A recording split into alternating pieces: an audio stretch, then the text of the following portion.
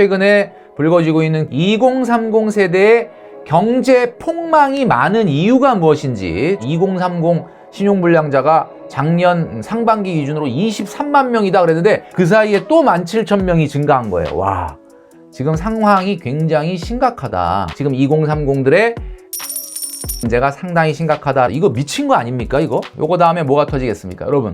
이거는 아주 그냥 공식입니다. 돈은 그렇게 버는 게 아니다 라고 하는 것을 가르친 거죠. 경제의 기억자도 모르는 분이 하는 얘기다 라는 말씀을 드리고 싶습니다. 제가 장담하건대 그거 못 갚습니다. 제가 오늘 여러분들에게 한 가지 주의보를 발령을 하도록 하겠습니다. 1억 만들기 저축도 좋지만 1억 만들기 저축 하기 전에 먼저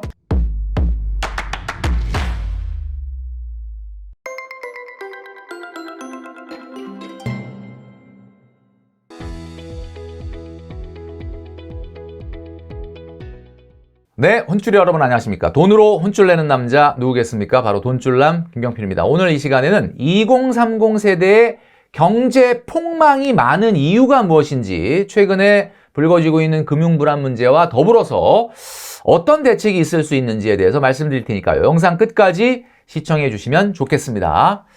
자, 여러분, 최근에 2030들에 대한 금융 불안 문제가 불거지고 있습니다. 쇼핑을 한다는 거, 뭔가 소비를 한다는 거 상당히 생각만 해도 기분 좋은 일일 수밖에 없는데 말이죠. 절제와 절약이라고 하는 것을 어떻게 보면은 가장 중요하게 생각하는 돈줄남이 우리 혼줄 여러분들에게 절제와 절약이야말로 인생을 살아가는 데 있어서 가장 중요한 어떻게 보면 습관이다라고 말씀드리죠. 항상 절제와 절약을 강조합니다. 자, 그랬더니 많은 분들이 뭐라고 하느냐면 나라 경제는 누가 살리냐. 실제로 여러분 저희 댓글에 보면은 너무 쓰지 말라는 얘기만 하니까 지겹다. 이러면 내수 경제는 망한다. 나라 경제가 문제다. 뭐 이런 이야기를 올려주시는 분이 있습니다. 실제로. 자, 여러분 어떻게 생각하십니까? 자, 여러분 만약에 과소비를 한다. 그러면 그게 경제에 과연 도움이 될까요?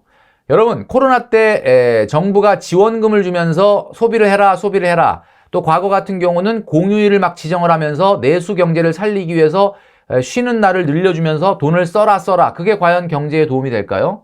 경제의 기억자도 모르는 분이 하는 얘기다라는 말씀을 드리고 싶습니다. 경제에서 말이죠. 우리가 경제 성장률이라고 하는 것은 인플레이션을 감안한 소득 성장을 이야기하는 겁니다. 다시 말해서 내가 돈을 쓰면은 내가 소비를 하면 누군가에게 소득이 된다라는 거죠. 자, 그러니까 내가 나가서 막 돈을 쓰면 누군가의 소득이 올라가니까 실질적인 GDP가 올라가고 경제 성장하는 거 아니냐?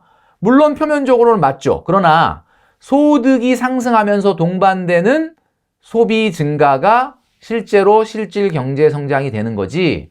갑자기 과소비를 해서 생기는 성장이 있다. 그러면 그거는 그 다음의 사이클에 오는 경기 침체의 원인이 될 수 있습니다. 이게 무슨 얘기냐? 결국 소득 성장이 동반된 소비 증가만이 실제 경제 성장률이고, 오히려 우리가 10년에 한 번, 5년에 한 번 찾아오는 경기 침체라고 하는 것은 그 전에 잘못된 과소비가 일으키는 기저효과에 의한 잘못된 경제의 어떻게 보면 왜곡일 수 있다라는 점이죠.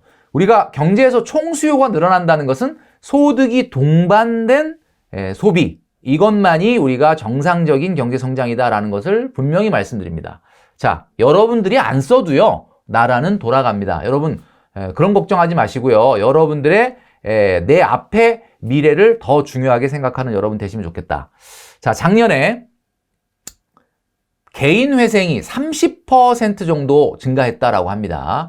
이 중에서 20대 비율이 또 굉장히 증가 추세다라는 보도인데요. 연합뉴스의 보도. 자, 특히 20대 개인회생 신청자 비율이 2년째 상승하고 있다라고 나와 있고요. 작년 회생 신청자들의 연령을 보니까 30대가 30.4%, 40대가 28.5%, 50대가 18%, 29세 이하가 16.9% 순으로 나타났습니다. 자, 이것이 이제 중요한 게 2030이 차지하는 비중이 점점 증가하고 있다라는 거죠. 정말 그 경제 관념이나 경제 교육이 사실은 안 돼 있었다라는 겁니다. 자, 그러면 궁금한 게 있습니다. 그러면 뭐 기성세대는 뭐 옛날에 국어, 영어, 수학 말고 뭐 경제 개념 이런 거 과목을 가리키는 게 있었나요? 과거에 사회과 책에 보면은 뭐 경제 얘기가 조금 나오는데 사실은 경제 교육을 학교에서 안 가르쳐 줬죠. 그러나 기성세대, 1950년대, 60년대 또는 70년대에 태어난 분들은 경제 교육을 안 시켰지만 기본적으로 잘할 때 대한민국 경제가 어려웠어요.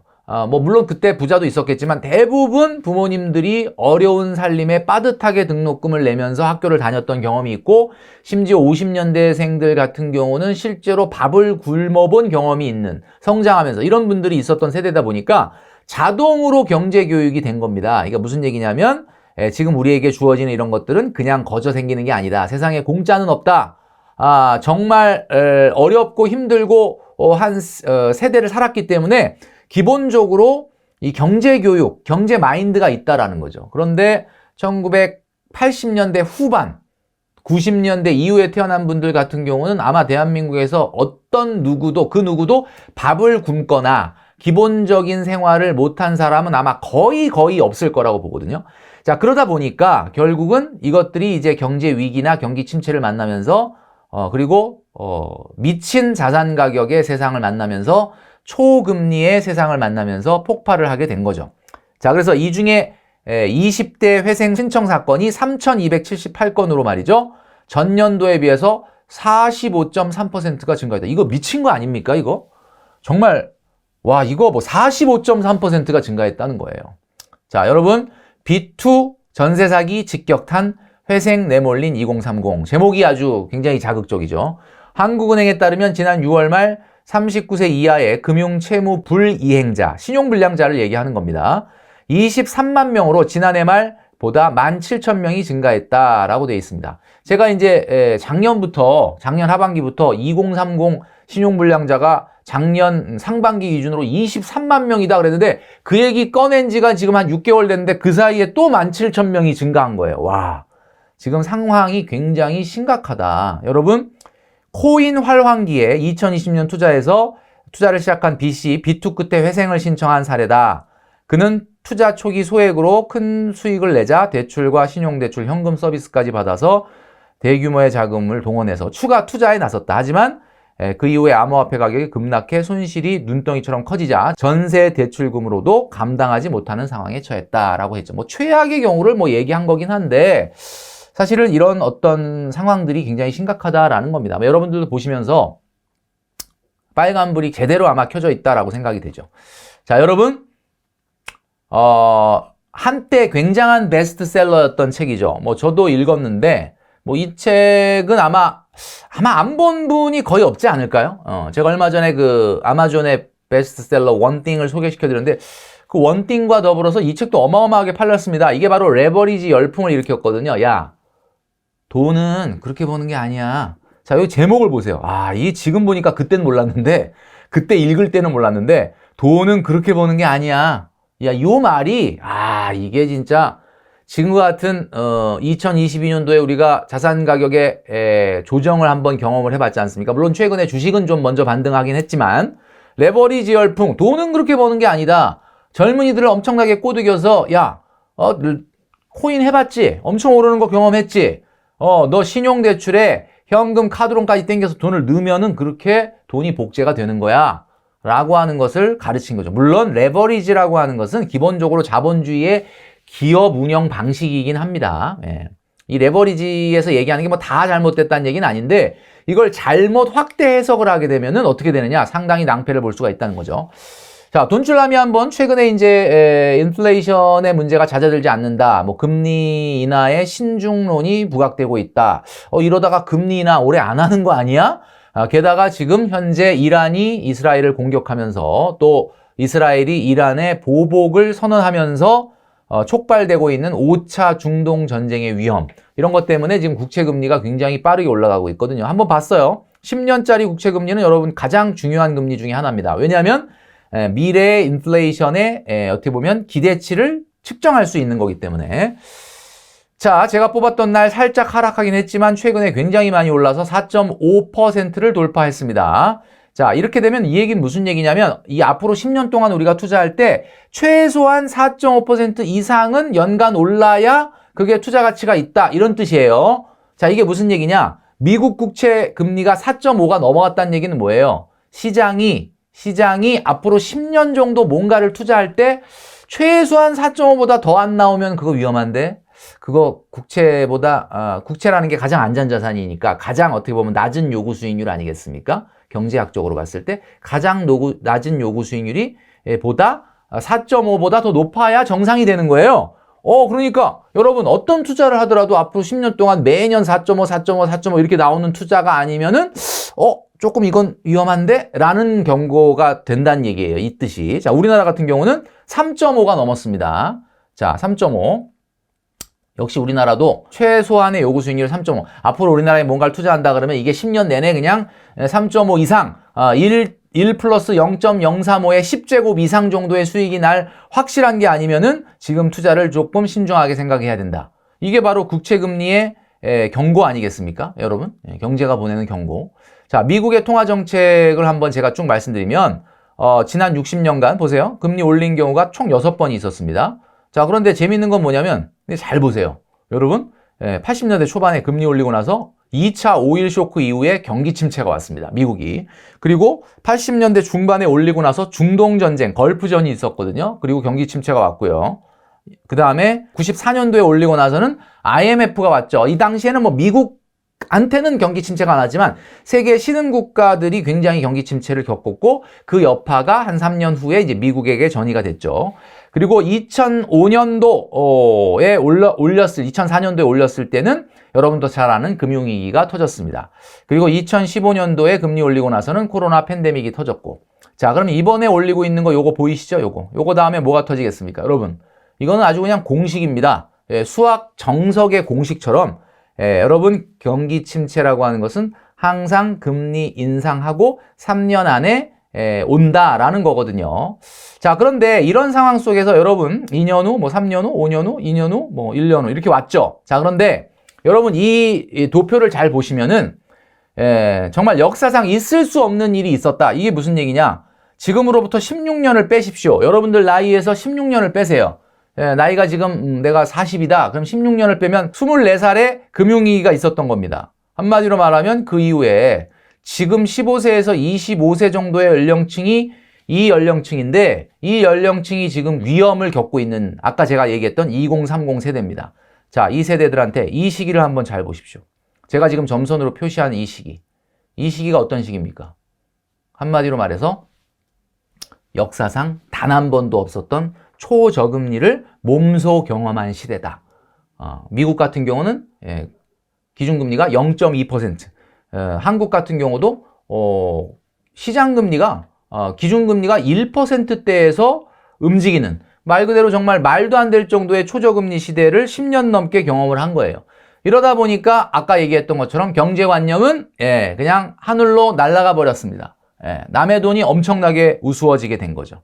자, 여러분, 그래서 제가 오늘 여러분들에게 한 가지 주의보를 발령을 하도록 하겠습니다.